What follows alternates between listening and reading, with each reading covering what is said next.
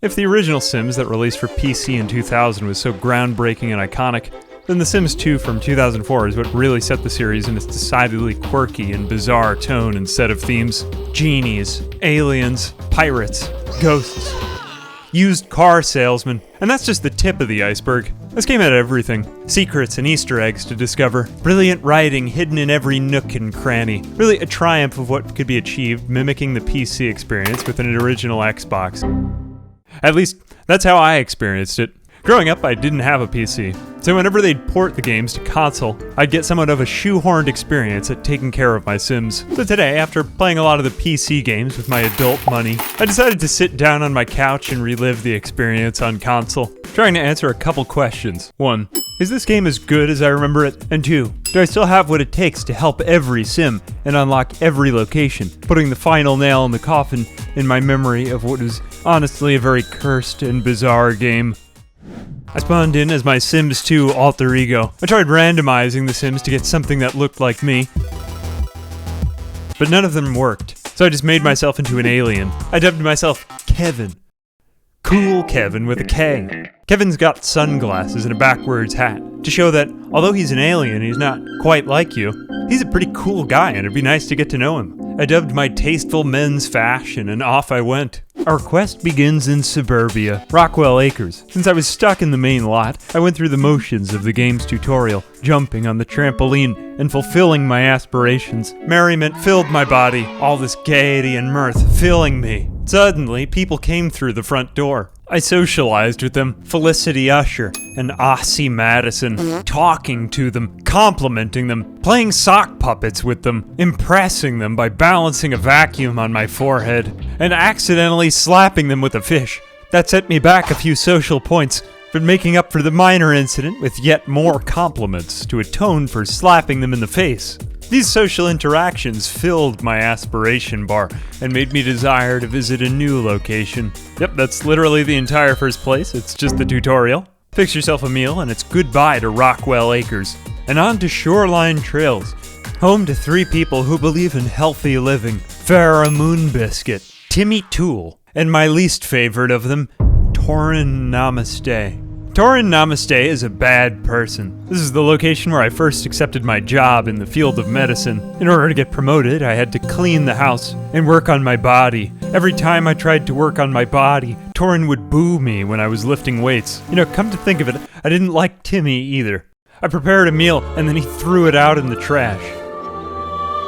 Farrah was okay, but all in all, this location was mediocre at best. But as we move along to Cliffside Retreat, we meet Isabella and Patricio Monti, whose vacation business was in jeopardy. Fortunately, I was both social and hospitable, just my specialty.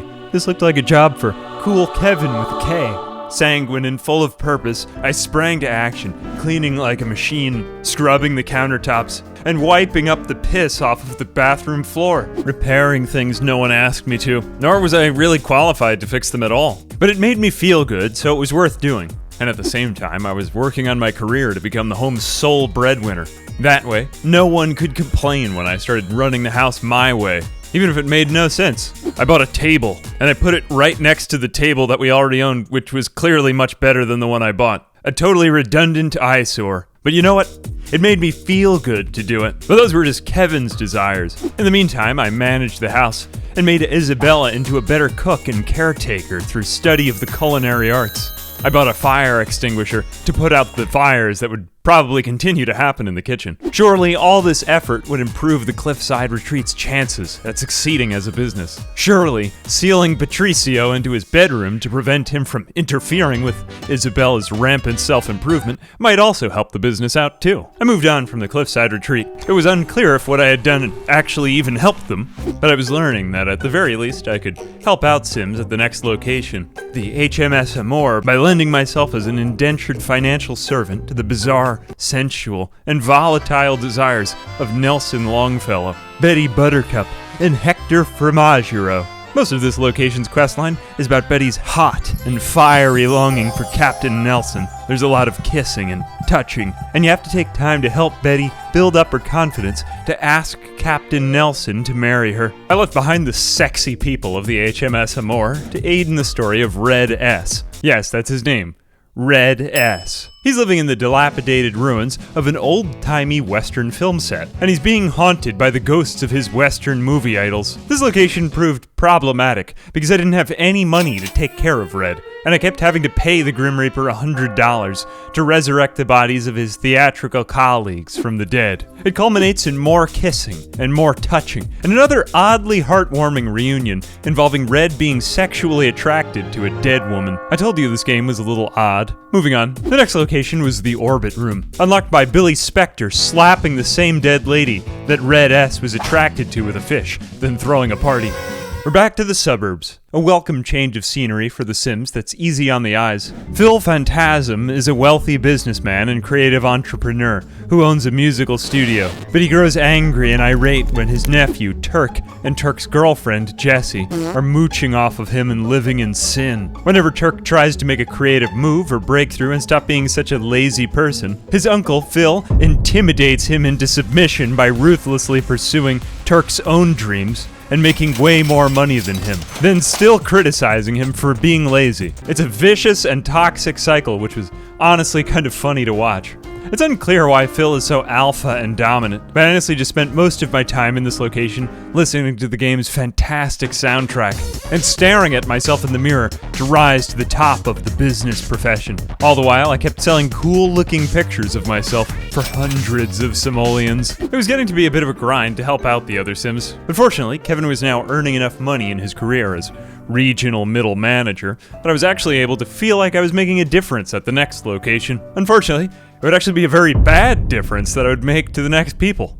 Tranquility Falls, home to Chantal Lear, an obsessive interior decorator who's hell-bent on improving the feng shui of her surroundings.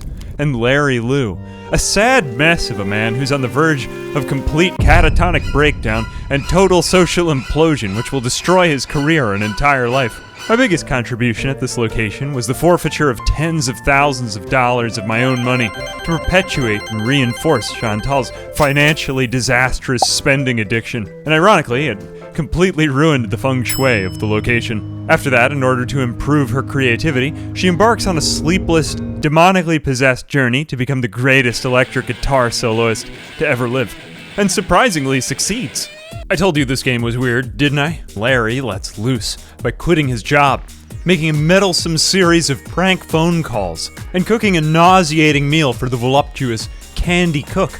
The meal was literally oozing with green stank. Then I sat on my couch, across from her couch, and awaited hurling. For some reason, that made for a fitting cadence for me to make my escape to the next location, the alien crash site, which is totally not a spaceship disguised as a hologram of a house. Right across from the mobile home of the most right-wing libertarian, red-blooded American, Jonas Bragg, who literally patrols the front of his home in an army helmet. The questline here follows the aliens whose names are just a series of letters, XYXY and XHTF, Smith, trying to blend in with normal human society by befriending Jonas, which is mostly composed of abducting and brainwashing him, while listening to a series of rants about his distrust of the government and any and every possible organized institution. The questline ends when XHTF gets a job and XYXY befriends Jonas, but also kind of comes around to his way of life, donning an enormous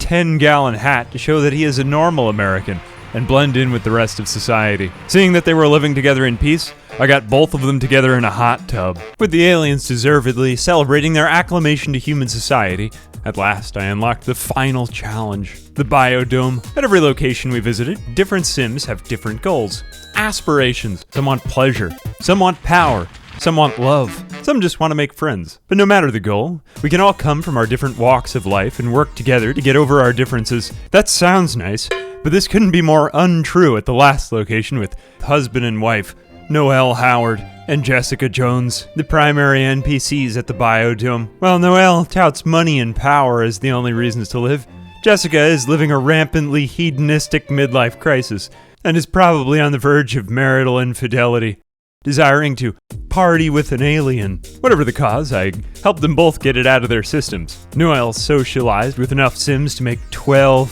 friends.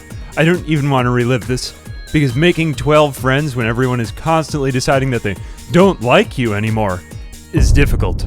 Some of them just hate you when you try to do anything, and they respond randomly to almost every single approach. And Jessica, of course, got to shake it with the aliens. I think that The Sims 2 is about partying and celebrating who you are, no matter who you are. But this game has no end, so I think I'll put a bookmark in it there for now. A major thanks to my patrons, who are completely normal humans, and definitely not aliens.